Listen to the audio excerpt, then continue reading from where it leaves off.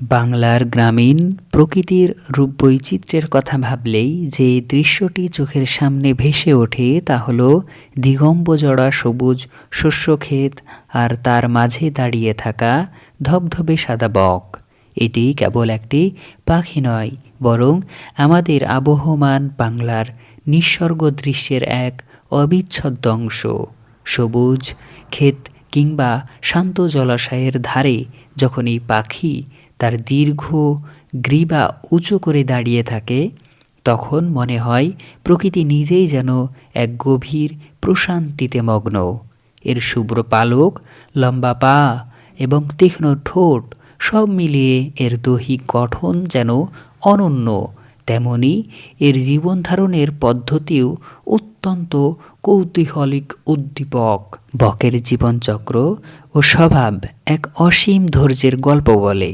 খাদ্যের সন্ধানে এরা যখন জলের কিনারে বা কাদালেপা মাঠে এক পায়ে দাঁড়িয়ে থাকে, তখন ঘন্টার পর ঘন্টা পার হয়ে গেলেও এদের কোনো নড়াচড়া দেখা যায় না।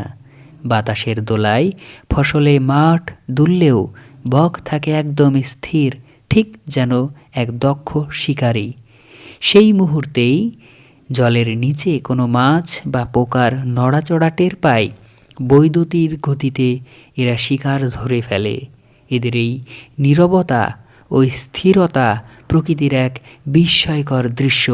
এরা মূলত ছোট মাছ, শামুক এবং ফসলের ক্ষতিকারক পোকামাকড় খেয়েই জীবন ধারণ করে। তাই কৃষকের ক্ষেতে বকের উপস্থিতি ফসলের জন্য অত্যন্ত উপকারী, কারণ এরা প্রাকৃতিকভাবেই ক্ষতিকারক কীটনাশক ছাড়াই ফসলকে রক্ষা করতে সাহায্য করে। বকের আবাসস্থল ও সামাজিক জীবনও বেশ চমৎকার। এরা সাধারণত লোকালয়ের কাছাকাছি বড় গাছ, বিশেষ করে বাঁশঝাড়, আম বা তেঁতুল গাছে দল বেঁধে বাসা বাঁধতে পছন্দ করে। প্রজনন ঋতুতে এরা যখন ঝাঁক বেঁধে ওড়াউড়ি করে বা গাছের মগডালে বসে থাকে, তখন দূর থেকে মনে হয় গাছটি যেন সাদা ফুলে ছেয়ে গেছে।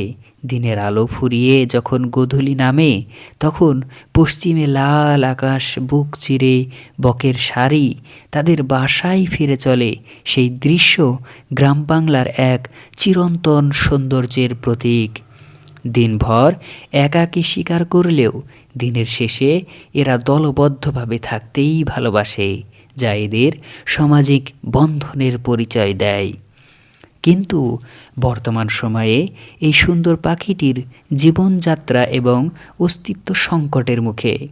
জলাভূমি ভরাট, নদী দূষণ এবং কৃষিকাজ মাত্রাতিরিক্ত রাসায়নিক ব্যবহারের ফলে বকের স্বাভাবিক চারণভূমি ও খাদ্যের উৎস দ্রুত কমে আসছে। যে খাল বিল একসময় বকের কলকলিতে মুখরত থাকত, তা আজ অনেকটাই নীরব।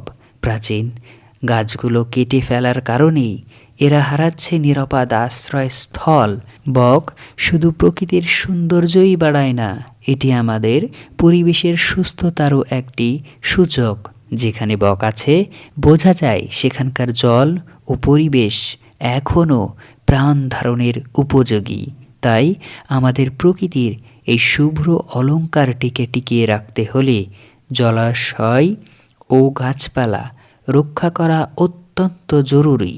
বক টিকে থাকলেই টিকে থাকবে আমাদের গ্রাম বাংলার আদি ও অকৃত্রিম সবুজতা।